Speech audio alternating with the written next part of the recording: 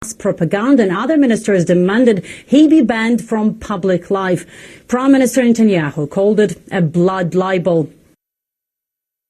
The IDF is the most moral army in the world, and our soldiers are fighting in a campaign for our very existence. While we are waging a multi-front war and are leading complex diplomatic efforts to free our hostages and defeat Hamas, Golan and his friends on the radical left are echoing the most contemptible anti-Semitic blood libels against IDF soldiers in the state of Israel. Well, the IDF Chief of Staff also issued a rare political statement saying the army condemns any claim that casts doubt on the ethics of IDF operations. Golan tried to walk it back somehow, saying his criticism was aimed at the government uniquely, but not the army.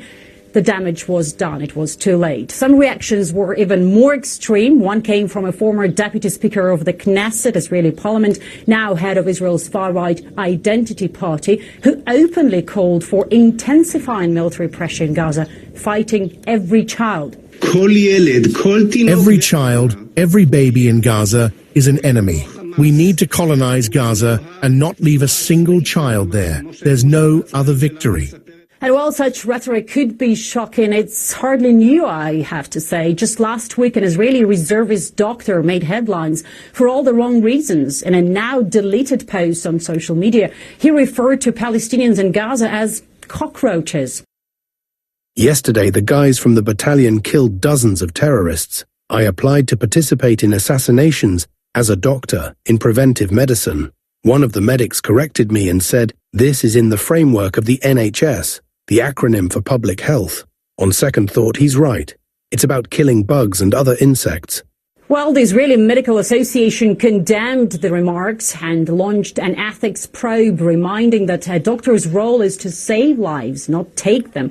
But I have to say that in today's Israel, comments like this barely surprise anymore. When political discourse becomes this extreme, when hatred becomes normalized, it's no wonder that even doctors sometimes echo the language of extermination, and such statements are heard at the time when Israel continues its heavy bombardment of Gaza.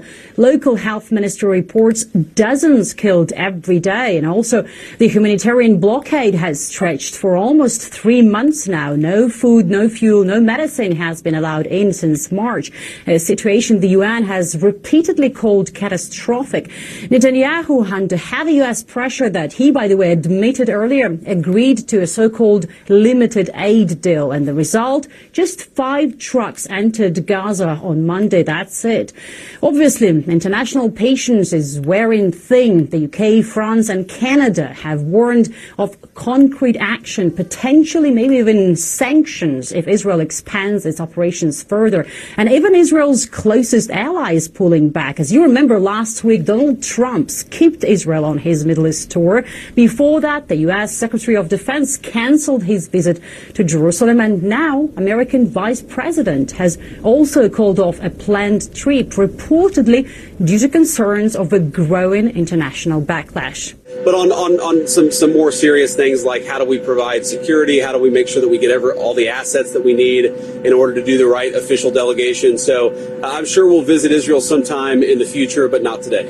Well, publicly, Israel and the U.S. insist it's business as usual, but the cracks are showing, and it's obvious. With growing pressure from all sides, maybe Yair Golan's words that we have heard before hit too close to home, and maybe that's exactly the reason why they caused such fury in Israel. All right, Maria Fanoshina, our Middle East Bureau Chief, wrapping up this hour's live broadcast from the RT Mothership here in Moscow. You can continue to follow her work online, rt.com. Masha is also across Telegram as well.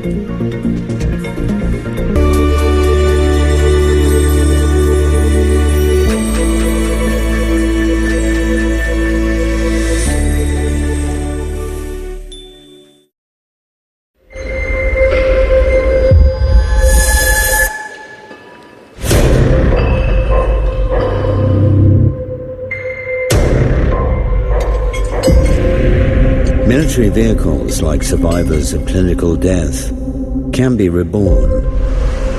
This is Avdiivka. Fierce fighting raged here for 2 years. Today, the battlefields are littered with damaged vehicles. The front line has moved on. but soldiers here can search and salvage. This seems